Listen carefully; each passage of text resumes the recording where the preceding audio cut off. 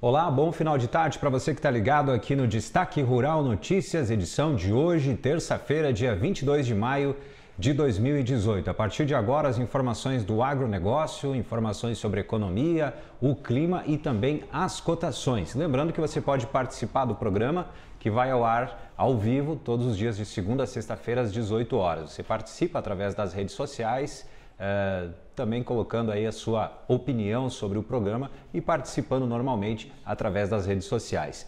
Alguns assuntos que hoje a gente vai comentar aqui no nosso Destaque Rural Notícias, o principal assunto do dia, né, é a questão da manifestação, paralisação dos caminhoneiros em todo o país. Inclusive, temos convidado, a gente hoje vai conversar com o presidente do Sindicato dos Trabalhadores em Transporte Rodoviário de Passo Fundo, Gilberto Godoy Vieira, daqui a pouquinho sobre esse assunto. Além desse assunto importantíssimo do dia, também vamos comentar sobre os embarques do Brasil, no caso do milho e também da soja. Na economia, vamos comentar sobre como foi o desempenho da Bolsa de Valores hoje e também o dólar. A partir de agora, então, está no ar Destaque Rural Notícias.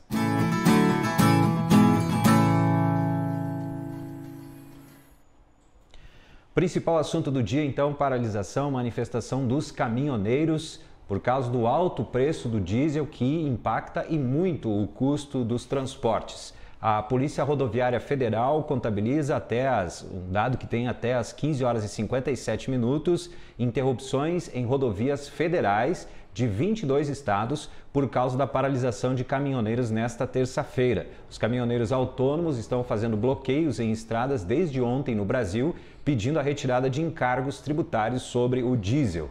Os motoristas também criticam o ajuste diário dos preços do combustível, que, segundo eles, está dificultando o planejamento do frete.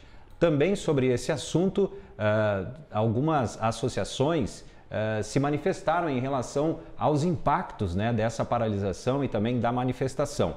Por exemplo, a Associação Brasileira de Frigoríficos, a Abrafrigo, diz que todo o nosso setor de matérias-primas vivas, no caso boi, suíno e aves, também o leite e o abastecimento em geral está sendo muito afetado, disse o presidente Péricles Salazar, que também preside o Sindicarne do Paraná. Também outra instituição que falou foi o Sindilat do Rio Grande do Sul, Sindicato das Indústrias de Laticínio do Estado do Rio Grande do Sul, que solicitou ao governo uma rápida resposta em relação ao movimento dos caminhoneiros que protestam em vários pontos do país por causa do preço do diesel. Então, nosso principal assunto de hoje e o nosso convidado está aqui para nós comentarmos sobre o assunto. Então, a gente tem o prazer de convidar, de receber aqui no nosso Destaque Rural Notícias, Gilberto Godoy Vieira, presidente do Sindicato dos Trabalhadores em Transportes Rodoviários da cidade de Passo Fundo, no Rio Grande do Sul. Muito obrigado por aceitar o nosso convite, vir aqui conversar com a gente e com os nossos telespectadores sobre esse assunto importantíssimo, que é a questão dessa manifestação, dessa paralisação dos caminhoneiros. E a gente gostaria de saber qual é a situação neste momento. Boa tarde. Olha, boa tarde a todos. É um prazer estar aqui fazendo parte dessa imprensa e para nós é sempre uma satisfação e sempre que se faz necessário a gente vem nos meios de comunicações fazer as divulgaçes. Primeiramente, quero fazer uma correção, é Gilberto Godoy Boeira e não Vieira. Desculpa. Tá? Isso é um erro que a gente consegue corrigir sem nenhum problema. Tá, mas assim, ó, é Boeira. É, Boeira. Certo. Assim, ó, no que tange ao transporte de cargas hoje no nosso país, ele já vem há mais de 4 anos, a gente vem enfrentando um problema muito grande no que tange a reposição salarial dos nossos trabalhadores. Certo. Hoje nós estamos chegando assim, nós estávamos bem no fundo do poço, agora nós já estamos até o joelho já atolado lá na lama do fundo do poço. Por que eu digo isso? Hoje, por exemplo, se nós, pela reunião que nós tivemos ontem, pelos números que a gente teve ontem, que nós tivemos uma reunião com a classe patronal em Porto Alegre, aonde hoje se larga um carro para sair de Porto Alegre até São Paulo, o transportador ele não consegue fazer com que sobre dessa viagem R$700 para ele pagar o seu funcionário daquela viagem. Se ele cumprir a lei, ele vai fazer uma viagem por semana. E aí, como é que ele vai conseguir repor o investimento do veículo, repor a frota? Ele não vai conseguir. Hoje, o que está impactando de uma forma bruta é o óleo diesel, que hoje é o grande vilão que vem impactando e que está... Não estou aqui fazendo a defesa dos transportadores, muito pelo contrário. Sim. A gente tem que ser solidária. Aliás, teve uma união, né, no caso das empresas e também dos funcionários. Nós precisamos angariar caminhos alternativas.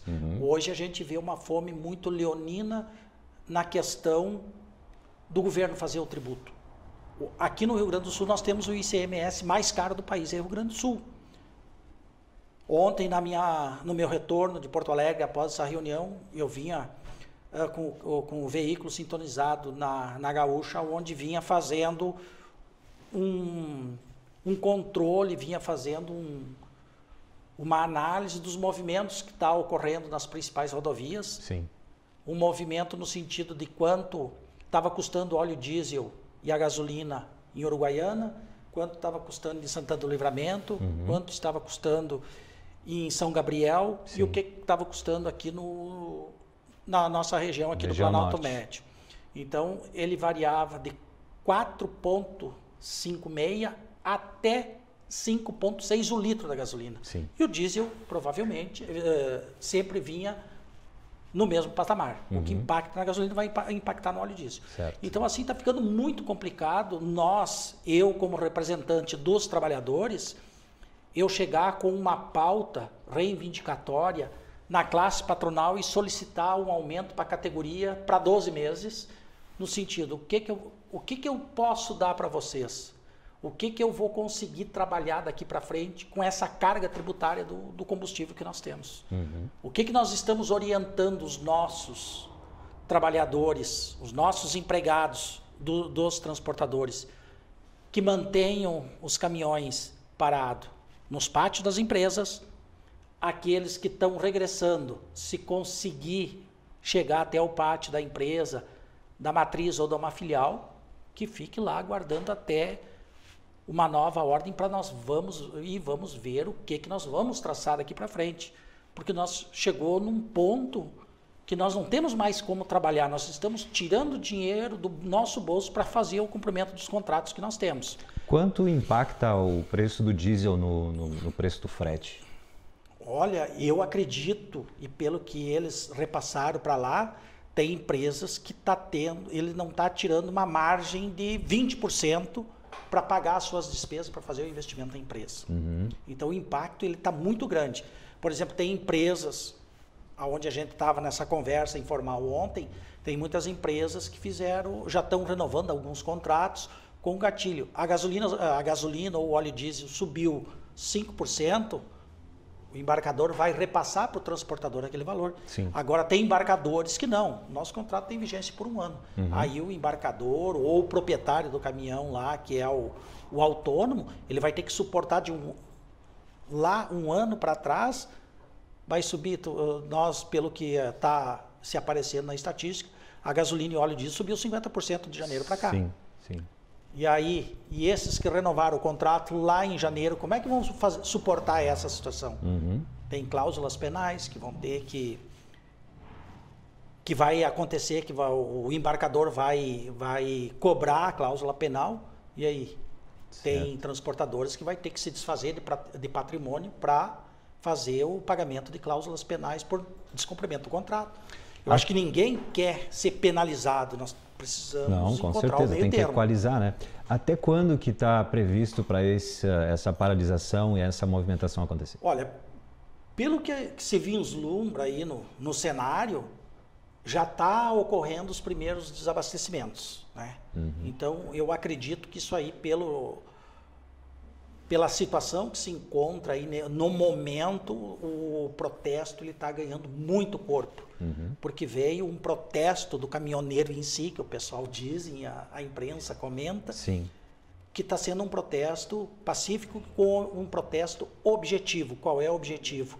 Aonde aglomera todos os usuários, inclusive nós usuários da gasolina, Sim. né? Então, hoje, um protesto que inclui toda a população, que né? inclui toda a população. Inclusive utiliza a gasolina, e então está chegando num ponto assim que isso vai tomar umas proporções que isso pode se estender de quinta-feira para diante. Então, eu acredito, e eu sempre comentei aonde eu fui, nas reuniões aonde eu participo, que o transporte é de responsabilidade do governo. E o governo, como ele não tem meios adequados para fazer o transporte de carga, o transporte de passageiro, o transporte da grande massa, aquele que detém, que é o permissionário, que detém a concessão, eu entendo que ele deveria ter um subsídio no combustível que está usando no veículo para fazer o transporte. Para o quê? Para quem está lá na ponta, o usuário, o consumidor final que somos nós, a gente ter um valor de transporte ou um valor da comida a ser transportada pelos embarcadores e pelos transportadores, a gente pagar com um custo mais baixo para nós. Então, nós estamos sendo muito onerados neste sistema que somos nós os consumidores finais. Bom, o governo promoveu ontem algumas reuniões, né, com ministros, hoje também, inclusive com o presidente da Petrobras, o Pedro Parente. O Pedro Parente disse que a Petrobras não vai modificar a forma, né, de compor ali o preço dos combustíveis. E o presidente da Câmara dos Deputados, o Rodrigo Maia, disse que provavelmente será zerada a CID. Você acha que é uma boa medida aí para diminuir o preço da gasolina? Olha, eu entendo que é uma briga de leões muito grande. Primeiramente, o presidente da Câmara ontem estava em Porto Alegre. Ele iria fazer uma palestra no final da tarde, até onde eu tenho conhecimento, aonde, pela parte da manhã, pelo noticiário, a gente já se ouvia essa fala de que ele é um pré-candidato a presidente da República e, como presidente da Câmara, ele estaria encaminhando um projeto para que houvesse a diminuição de tributos para o preço do combustível chegar mais mitigado lá na reta final, que somos nós, os consumidores. Por sua vez, isso provocou um descontrole no sentido de um chamamento de uma reunião com os ministros, conforme você falaste, ministro do Planejamento, da Fazenda e o ministro da Casa Civil, aonde o presidente da Petrobras disse que não teria como, nesse momento, fazer a modificação dos alinhamentos que estavam fazendo. Por sua vez, o ministro do Planejamento também disse que não é o momento de reduzir impostos para que o consumidor lá vai ter um valor menor a ser pago lá no consumo. Então, eu estou vendo assim, neste cenário, um verdadeiro jogo de empurra, porque o governo, pela mão do presidente Temer, ele já disse que ele não vai mais ser candidato, então também ele não tem mais interesse. Como também o Rodrigo Maia pediu aqui para que os governos estaduais de todo o país revessem o valor do seu ICMS. Então, hoje, na atual conjuntura que o nosso país se encontra, os estados, os municípios, eu não acredito que, nesse primeiro momento, vai haver uma diminuição de arrecadação tributária. Né? Presidente, o senhor sabe que essa manifestação, essa paralisação também gera prejuízos, né? Por exemplo, para quem está produzindo, que precisa fazer o seu frete, precisa levar a produção até lá.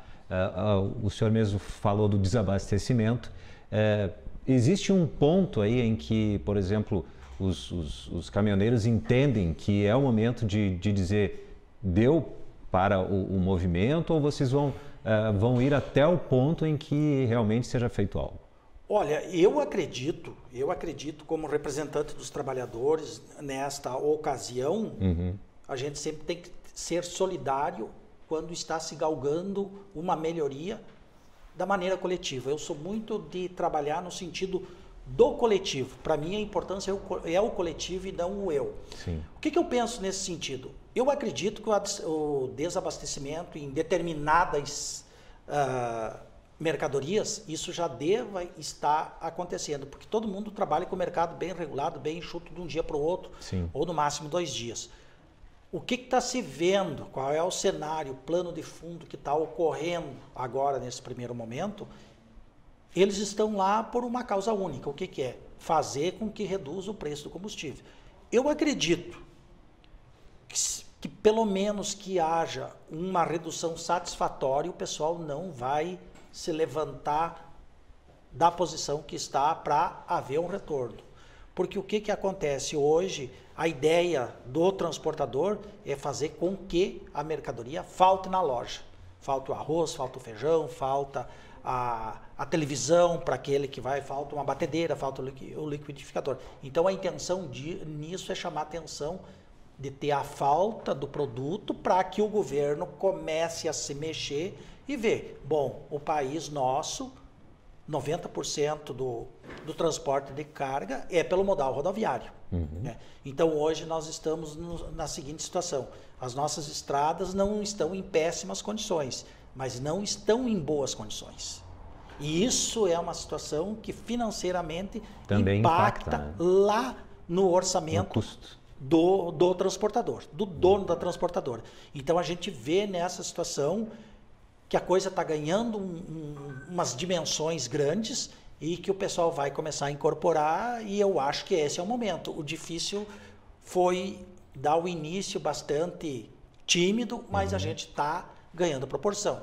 Eu estava vindo de Porto Alegre, ontem, por exemplo, tinha um engarrafamento de aproximadamente, logo no início, que começou ali na 386 em Paverama, tinha mais de 10 quilômetros de aglomerações exclusivamente de caminhões, ou seja, 2 pistas só de caminhões, e os carros estavam trafegando pela lateral no lado esquerdo da pista para poder seguir. Aí estava um corpo muito grande, já começou bastante grande, aqui no Tio Hugo hoje. Ontem à noite ainda. Estava outro grupo aqui na nossa região, aqui no setor, aqui na região de Ibirubá. Também estava um corpo muito grande, e pelo que a gente vê na mídia, é que está tomando umas proporções bastante grandes, e pelo que se verifica, está havendo por parte do governo uma sensibilidade de pelo menos se reunir e está fazendo os nossos políticos, os nossos legisladores se mexer nessa situação. Então tá certo, a gente agradece muito a sua presença, o Gilberto Godoy Boeira, que é o presidente do Sindicato dos Trabalhadores em Transportes Rodoviários de Passo Fundo. Muito obrigado pelas informações, foram bastante úteis. Me coloco à disposição sempre que se for necessário. Então tá certo. Obrigado. A gente que agradece. Vamos continuar então com as informações voltadas ao agronegócio. Eu estava comentando antes sobre de que existe a questão dos embarques, né, de soja e também de milho. Temos dados que mostram que o Brasil embarcou 3.123.000 toneladas de soja na semana que encerrou na data de 18 de maio, segundo dados do Ministério da Indústria, Comércio Exterior e Serviços, e no acumulado das exportações, já relativas ao ciclo 18-19, iniciadas em 1º de fevereiro, os embarques da oleaginosa somam 30.400.000 toneladas, ou seja, 43% do total estimado para o ciclo. Também o Brasil embarcou do milho 700 toneladas na semana encerrada no dia 18 de maio, também apontados aí pelo Ministério da Indústria, Comércio Exterior e Serviços. No acumulado das exportações, já relativas ao ciclo 18-19, também os embarques do grão somam 2.057.000 toneladas, ou 6% do total estimado então para o ciclo. O ministro da Agricultura, Blairo Maggi, afirmou hoje numa entrevista à imprensa francesa que agricultores e pecuaristas brasileiros têm dificuldades em aceitar as negociações para um acordo comercial entre União Europeia e Mercosul, por conta dos subsídios dados a produtores europeus e também pela existência de barreiras comerciais à exportação brasileira. Em Paris, onde ele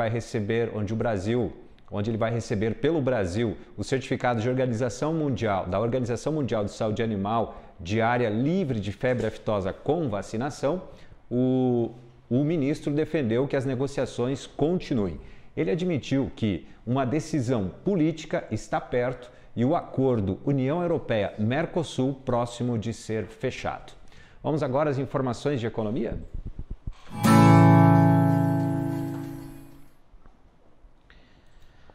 Nas informações de economia, vamos começar falando então sobre a questão dos combustíveis, que a gente já comentou alguns assuntos aqui com a nossa entrevista, mas hoje o ministro da Fazenda, Eduardo Guardia, afirmou que o espaço fiscal para diminuir tributos dos combustíveis é muito reduzido. Ele reafirmou que ainda não há uma decisão do governo sobre o tema. Também o ministro do Planejamento, Esteves Colnago, respondeu que o governo vê muito pouco espaço para a redução de tributos que incide sobre os combustíveis. Além disso, também, o governo nunca considerou mudar a política da Petrobras de reajuste de preço dos combustíveis. Essa afirmação é do presidente da Petrobras, o Pedro Parente, depois de sair da reunião que aconteceu hoje pela manhã com o ministro da Fazenda, Eduardo Guardia, e também o ministro de Minas e Energia, Moreira Franco, que aconteceu em Brasília, no Ministério da Fazenda. Então, não existe a consideração de mudar a política da Petrobras de reajuste, então, do preço dos combustíveis. Só para lembrar, né, até para deixar claro como é que funciona, hoje a Petrobras faz a paridade do preço com o mercado internacional, ou seja, quando tem essa oscilação do valor do dólar e também a oscilação do valor do preço do barril de petróleo, geralmente esses valores eles são passados para o combustível quando ele é vendido nas refinarias por parte da companhia da Petrobras. A bandeira tarifária deve permanecer no patamar amarelo no mês de junho, o mesmo adotado pela Agência Nacional de Energia Elétrica, ANEEL, no mês de maio. A manutenção da bandeira amarela implica no adicional de R$1 para cada 100 kWh de energia consumidos. De acordo com o diretor-geral da ANEEL, Romeu Rufino, não houve alterações relevantes nas condições que levaram então a agência a adotar a bandeira amarela em maio e que poderia então apontar para um retorno à bandeira verde no mês de junho. Então, todos os consumidores, né, que consomem energia elétrica têm essa bandeira tarifária que incide, né, sobre o consumo de energia elétrica. Então, a bandeira é amarela, R$1 a mais a cada 100 kWh consumidos. O governo federal modificou a expectativa de crescimento do PIB para o ano de 2018 agora para 2,5%. A projeção já está no relatório de despesas e receitas do segundo bimestre, que é março e abril, apresentado hoje. Nos 2 primeiros meses do ano, a expectativa de crescimento da economia era de 3%. Com isso, o valor do PIB nominal estimado pelo governo é de 6.968 bilhões de reais. Vamos agora saber como é que está como é que foi o fechamento hoje da Bolsa de Valores e também do dólar. Olha, a Petrobras reduziu as perdas da última hora do pregão de hoje, depois que o presidente da Câmara dos Deputados, Rodrigo Maia, falou que acertou com o ministro da Fazenda, Eduardo Guardia, que vai zerar a CID para reduzir o preço do diesel. As ações chegaram a virar para alta, mas voltaram a perder um pouco de força em seguida, e isso puxou então o Ibovespa para alta de mais de 1%. Com a recuperação então das ações da estatal, o benchmark da Bolsa Brasileira ganhou força e hoje fechou com alta de 1,13%, fechou aos 82.738 pontos, depois de subir até 1,93% na máxima do dia. No caso do dólar, o dólar comercial seguiu a correção vista na véspera e encerrou o pregão com queda de 1,2%, cotado a R$ 3,6447 na venda. Vamos agora ao clima.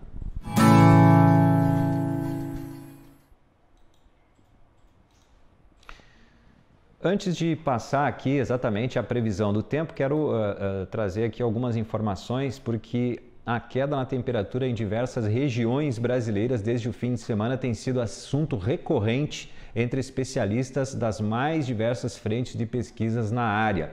A relação do clima com a produção agropecuária voltou à tona, então, nessas discussões, depois de dados divulgados por institutos de meteorologia. Um dos maiores especialistas da área contestou previsões climáticas que foram divulgadas ontem, principalmente em relação às baixas temperaturas no inverno. Segundo, então, o PhD em meteorologia Luiz Carlos Molion, é temerário afirmar que não haverá geadas e que o inverno em 2018 será mais quente que a média dos últimos anos. Ele disse: eu uso um método chamado previsão por similaridade, analisa o cenário do clima global deste ano e escolhe o ano passado, do qual já tem dados observados que tem, então, as condições globais semelhantes a deste ano. No caso, o ano de 2018, para o pesquisador, é similar ao ano de 2000. Em 1997 e 1998, diz ele, tivemos um El Niño forte que foi seguido de 2 anos de Laninha, que foi em 99 e 2000. Em 2015 e 2016, tivemos um El Niño forte que foi seguido de um Laninha em 2017. Na minha concepção, diz o pesquisador, naturalmente, vai permanecer um Laninha fraco no segundo semestre de 2018 e não um El Niño, como profetizam alguns institutos. Então, existe aí essa possibilidade, né, de que o inverno tenha fortes geadas. Por isso seria interessante o produtor estar atento a essa questão para se preparar, então, porque o inverno pode ter fortes geadas, segundo a análise desse pesquisador, esse PhD em meteorologia, o Luiz Carlos Molion. Vamos então agora ver como é que está o tempo, qual é a previsão do tempo para amanhã, quarta-feira, dia 23 de maio. A gente começa com a região sul. Amanhã, então, a gente vê ali no mapa, né, que tem uma extensa área cinza, que é onde existe a previsão de formação de geada. E o tempo fica bom, né, em praticamente todo o sul do Brasil. E além de ele ficar bom o tempo em todo o sul do Brasil, tem partes em que pode ter sol entre nuvens. Então a previsão do tempo é a seguinte: ar frio e seco deixa o tempo aberto, faz frio. Previsão de geada no interior do Rio Grande do Sul e de Santa Catarina e também no sul do Paraná. O litoral fica com algumas nuvens, mas não chove. O mar fica agitado e o dia amanhece com nevoeiro. Vamos agora à previsão na região centro-oeste. Para ver se na região centro-oeste também tem condições da gente fazer ter essa previsão.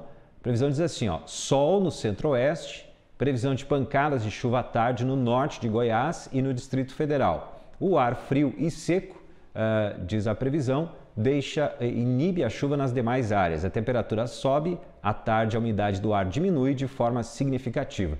Como a gente vê no mapa ali, então mais para a região sul, né, tem o sol predominando, um pouco mais de nuvens, sol entre nuvens no centro, e lá na região norte, então, pode ter chuvas, trovoadas e raios. Vamos agora, então, às cotações.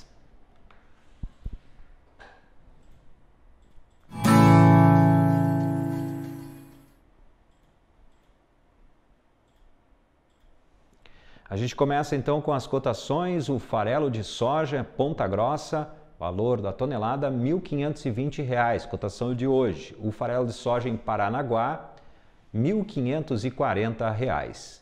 Agora a soja em Passo Fundo, R$ 83,00 a saca. Paranaguá, R$ 86,50. Em Rio Grande, R$ 86,00. Em Rondonópolis, R$ 77,00. Agora o milho, saca, em Passo Fundo, R$ 42,00. Ponta Grossa, R$ 42,00. Em Rondonópolis, R$ 29,00. Agora, o trigo, Santa Rosa, tonelada, R$ 850,00. Em Dourados, R$ 810,00. Em Cascavel, R$ 1.000. Em Carazinho, R$ 850,00. Agora, o arroz em casca, em Pelotas, R$ 36,50. O arroz em casca Cachoeira do Sul, R$ 36,85. O arroz em casca em Jaraguá, R$ 34,50. Agora o feijão. Feijão carioca Ponta Grossa, R$ 107,50. O feijão preto Santa Maria, R$ 115,00. E o feijão preto em Lagoa Vermelha, R$ 115,00. Vamos agora ao boi. Boi gordo em Barretos, R$ 137,00 a arroba. Já o boi gordo no Rio Grande do Sul, R$ 4,85 o quilo. O boi gordo em Tocantins, arroba, R$ 124,00. Agora o suíno. Suíno vivo no interior do Rio Grande do Sul, R$ 2,83 o quilo. O suíno vivo também no Rio Grande do Sul, em todo o estado, R$ 2,77. Agora o frango vivo no Rio Grande do Sul, R$ 2,40. E em São Paulo, frango vivo, R$ 2,50. Essas foram então as cotações dessa terça-feira, dia 22 de maio de 2018. Assim,